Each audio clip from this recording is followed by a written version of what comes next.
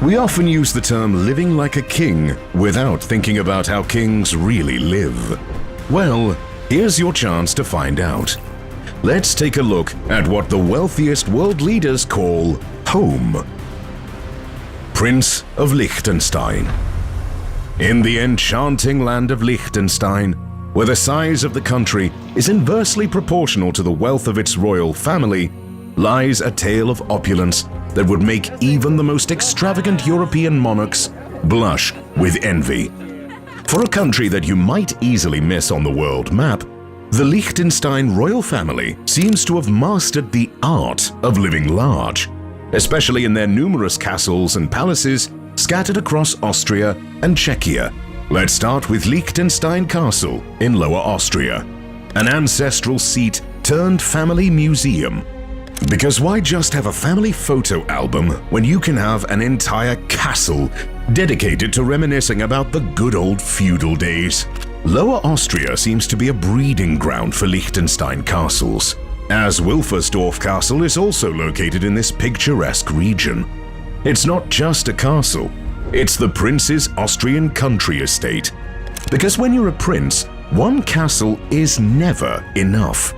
And if you're feeling a bit nostalgic about Czech history, there's Voltis Castle and Lednice Castle, both once principal seats of the Liechtenstein princes, until the inconveniences of World War II and subsequent expropriation. But hold your skepticism, we haven't even reached the pinnacle of princely indulgence. Vaduz Castle. This 12th century fortress has been the official residence of the Liechtenstein royal family for a mere 900 years. Just a blink of an eye in castle years, really. Overlooking the Rhine River and the Swiss Alps, it's not open to the public except for that one special day when commoners can dream about living in a 130-room home with a wine cellar boasting over 20,000 bottles. Yes, Vaduz Castle isn't just a residence, it's a vineyard with a view. It houses a library with more books than you'll ever read, a ballroom to dance away your princely worries, and private apartments and guest rooms because, well, sometimes one needs a change of scenery within their own castle. And let's not forget the chapel, the theater, and a museum. Because living in a castle without a personal art collection is just too plebeian. In the tiny principality of Liechtenstein, where the country might be small, but the castles are fit for giants, the royal family lives a life of fairy tale extravagance. Yet they seem to be on the modest side when it comes to world leaders' homes. There are even presidents with more luxurious estates than Liechtenstein. Just check how Vladimir Putin is doing. Vladimir Putin. Ah, the humble abode of Vladimir Putin. A man of the people, a president who understands the struggles of the average Russian citizen. According to the official Russian government website, Putin only owns a single mid-sized apartment in Moscow. Of course, if you believe that, I have a bridge in Serbia to sell you. President Vladimir Putin actually lives in a gorgeous, ultra-modern, and luxurious estate, a mere 20 minutes away from the Kremlin on the outskirts of Moscow. Now you might be thinking, 20 minutes from the outskirts to the center of Moscow? That's impossible! And you'd be right if you had to take public roads. Fortunately for the big cheese in Russia, there is a private $60 million road connecting Putin's Novoargeyovo estate with the Kremlin. But we're here to talk about the palace itself. And let's just say it's not something you'd want to leave. This explains why Putin stays in power for almost a quarter of a century. If it were you, you also wouldn't want to say farewell to the residence's indoor heated swimming pool, cold water plunge pools, a top-of-the-line gym, and, of course, a sauna. It's no wonder that Putin exercises more than 4 hours a day. In such a luxury, anyone would have those gorgeous abs. But wait, there's more. When Novoargeyovo gets a bit dull, Putin loves to gallivant around other government-owned estates, like the one in Kaliningrad, because nothing says man of the people like a massive mansion overlooking the Baltic Sea. However, Putin prefers the Black Sea, warmer and less salty. So he also has a $1 billion summer residence near Gelendzик, inspired by late European palaces, because why not? It even has a hockey rink, because as we all know, no palace is complete without one. Plus, Putin is actually a pretty good hockey player. Too bad he went into politics. Initially exposed by whistleblower Sergei Kolesnikov, this Italianate palace complex is a testament to Putin's modesty.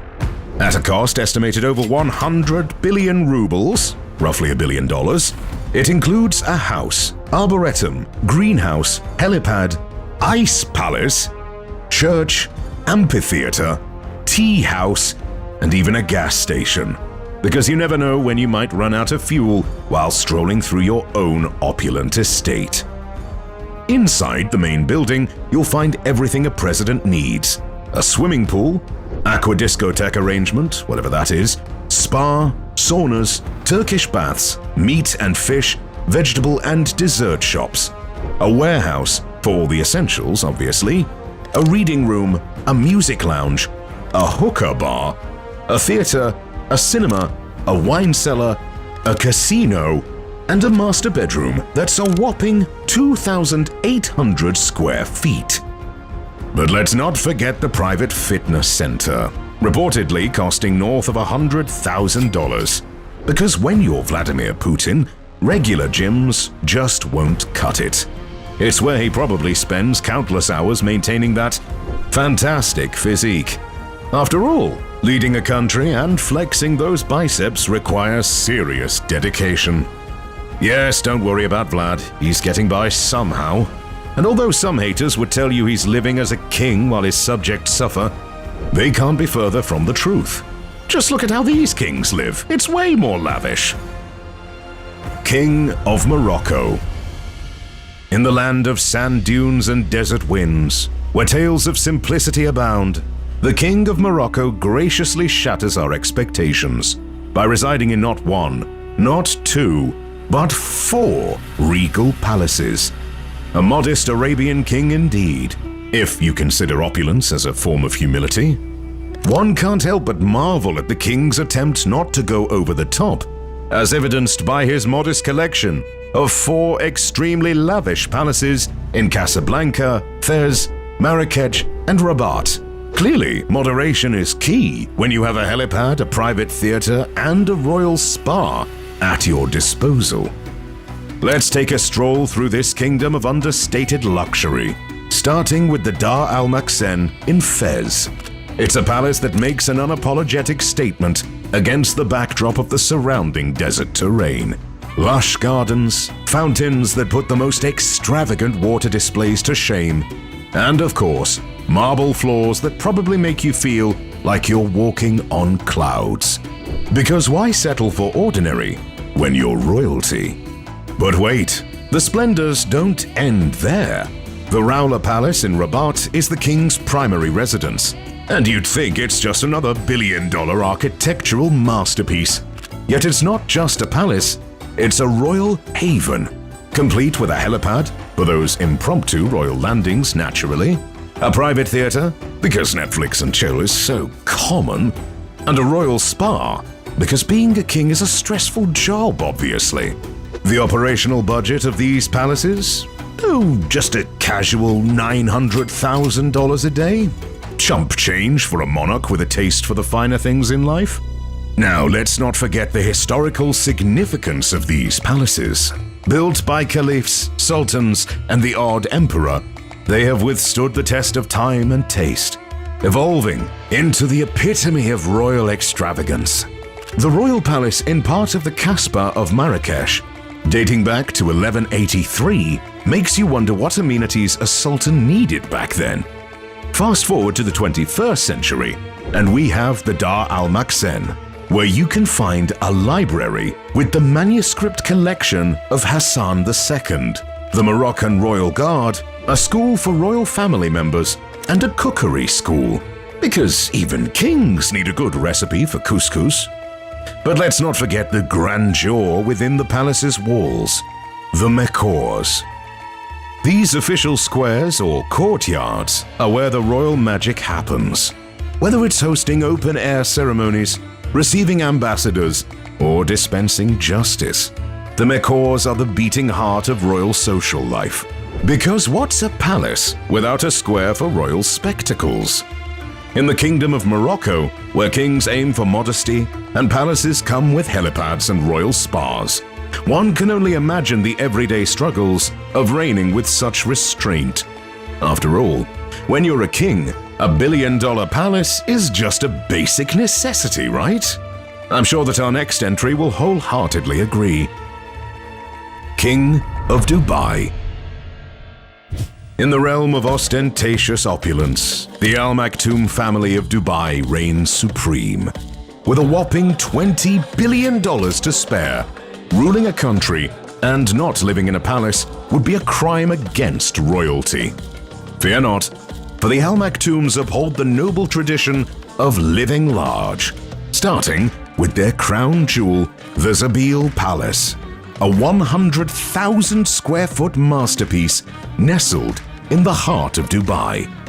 Zabeel Palace stands as a testament to the family's impeccable taste, surrounded by lush gardens and fountains that defy the very essence of the arid desert. The palace is more than a residence. It's an architectural marvel, featuring traditional Arabic elements like domes and arches.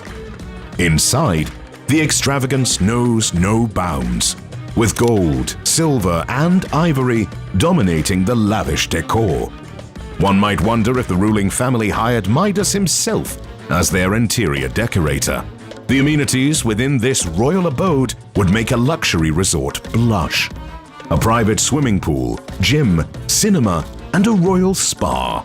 A necessity for monarchs battling the daily stresses of ruling. And let's not forget the practical aspects. Several helipads for those impromptu royal landings, and a stable where even the family's horses and camels reside in accommodations that rival the lifestyles of the elite. What's the price tag for such regal living, you ask? A mere $500 million. Pocket change for a family that considers Burj Khalifa the tallest building in the world. A casual investment at $1.5 billion. As if that weren't enough, they threw in a $12 billion Palm Jumeirah, a man-made wonder that now houses ultra-luxurious hotels. But wait, the Al Maktoum family's real estate adventures are not confined to the golden sands of Dubai. They've crossed borders, acquiring a chunk of the UK larger than the British royal family's own holdings. A 63,000-acre estate in Scotland, complete with a castle and a golf course, proves that even in the chilly gloom of the UK, the Al Maktoums bask in their royal radiance. London, being the pinnacle of sophistication, couldn't escape their property conquest. A mansion in Kensington Palace Gardens, aka Billionaire's Row, valued at a staggering $138 million, offers 45 bedrooms, a swimming pool, a cinema, and a private hospital. A necessity, of course. Not content with European escapades, the Al Maktoums spread their royal wings to sunny Morocco. Palais Namaskar, a $200 million oasis in Marrakech's desert, boasts 41 villas, a spa, a swimming pool, and a private helipad. For the icing on the royal real estate cake, a $323 million penthouse overlooking Monaco is a masterpiece among the world's top 10 most expensive homes and the world's most expensive apartment to date. While some might call it excessive, the Al Maktoum family estates are merely mediocre compared to those of the wealthiest royal family in the world. Don't believe me? Just wait and see. King of Saudi Arabia. The Al Sauds, often touted as the richest royal family in the world, boasting a net worth of a staggering $1.7 trillion, certainly know how to live life to the fullest. Naturally, this extends to their homes and residences, since, well, who would want to live in anything that's less than golden? Let's start with the more modest entries in their real estate collection. The Al Yamama Palace in Riyadh costs merely $2.5 billion. But that was, in practice, a thank you gift from the United Kingdom for a rather lucrative arms deal. With its white marble facade and gold-plated accents, it's a modest getaway for the royal family, complete with 50 rooms and over 200 bathrooms. Because who wants to share? Now let's talk about the Al Auja Palace, where luxury takes a delightful turn. This architectural masterpiece combines traditional Arabian styles with modern touches, turning a piece of desert wasteland into a paradise of lush gardens and serene lakes. A mere $500 million transformed this palace into an artwork fit for a king who prefers to spend his nights in style. But wait, the crown jewel is the Urga Palace, valued at a whopping $500 million. Though shrouded in mystery, leaked photos reveal opulent furnishings, intricate decorations, and a price tag that only the most affluent could afford. Unfortunately for the aspiring billionaire monarch, this oasis is not for sale, leaving them to pine for the luxurious life within its sparkling white marble facade. Venturing beyond the borders of Saudi Arabia, the Al Saud family showcases their global real estate prowess. Enter Chateau Louis XIV, a $300 million villa in France that makes the Sun King himself look like a pauper. With golden ornaments reminiscent of 17th century French extravagance, this villa boasts a private cinema, a deluxe swimming pool, and gardens with botanical specimens.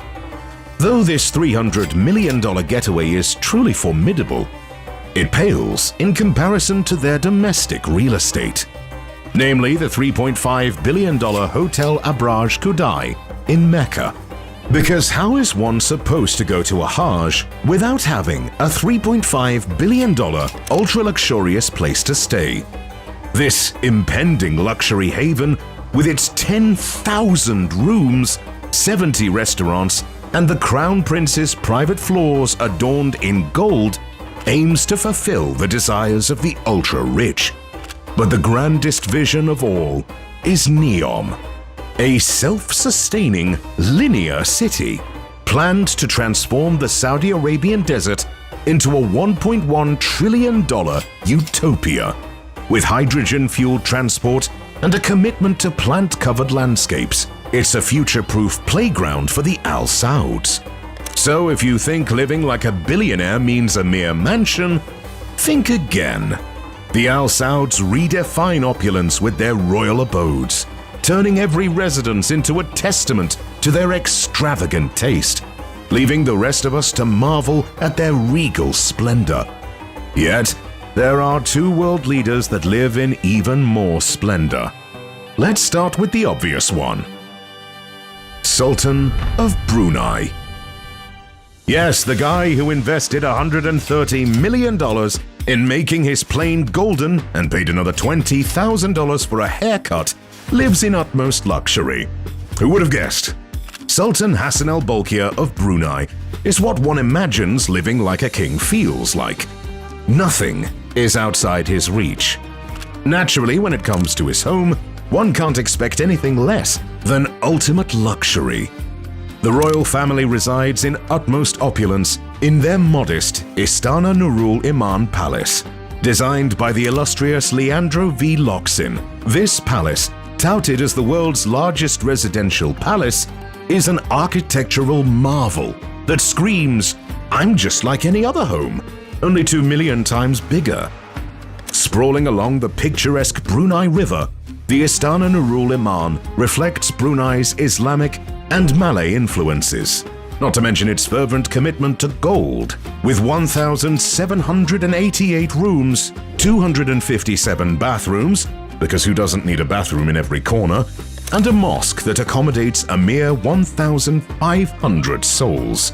The palace is a modest abode, perfect for intimate gatherings and casual get-togethers. The palace, worth approximately $1.4 billion, is more than just a residence. It's a genuine museum of luxury. With its 564 chandeliers, 51,000 light bulbs, and 44 stairwells. It's clear the palace isn't trying too hard to impress. And while the king is predominantly sticking to the golden palace he has, his offspring are a bit more worldly. Prince Mateen, the prodigious offspring, boasts a real estate portfolio worth a mere $100 million. His Beverly Hills villa, priced at a modest $15 million, is essentially a cozy shack with a private pool, spa, and gym.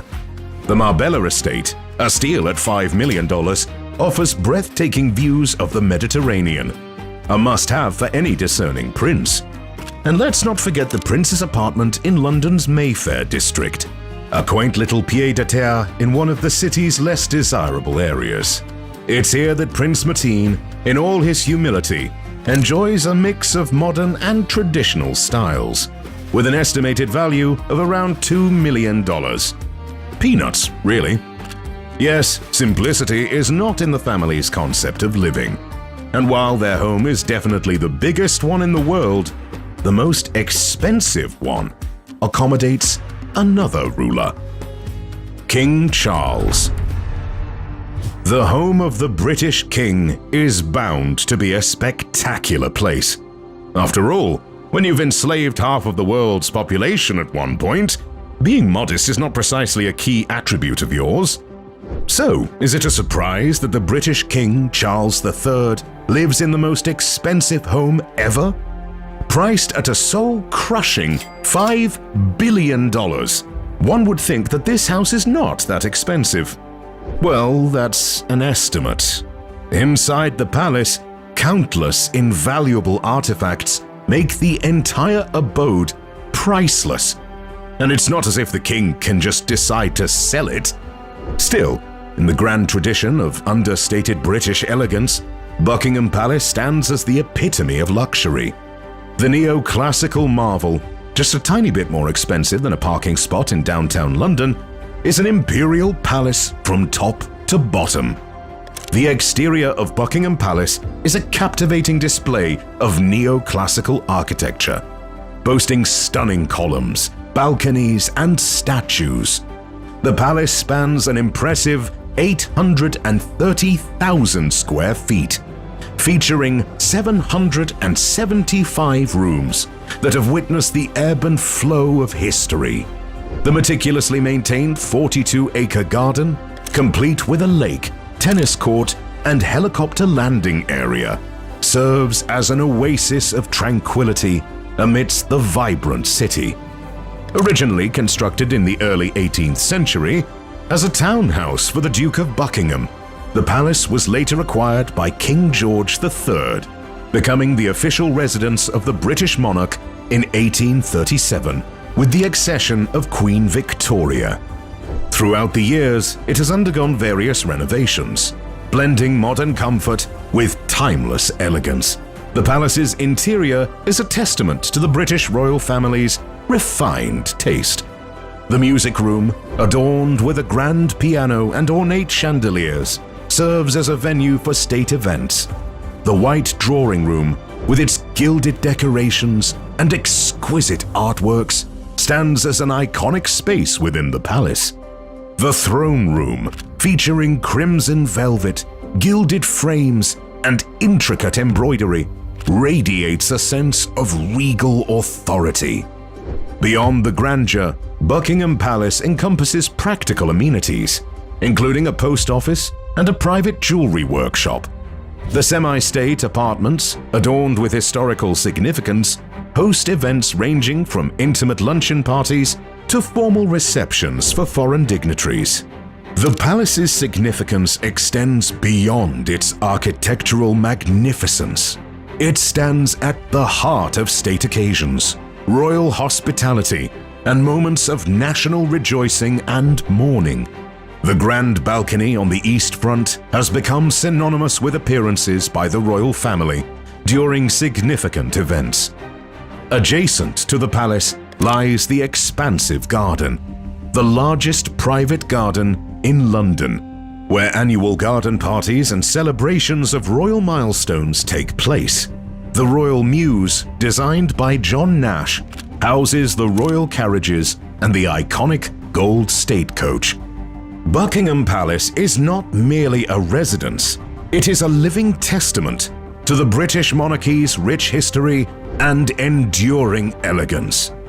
Inspiring stuff, I'm sure you'll agree, but you might be wondering where Joe Biden is in all of this.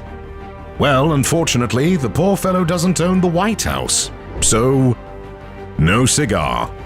But if you're wondering how the White House ranks among these homes, you can check our dedicated video.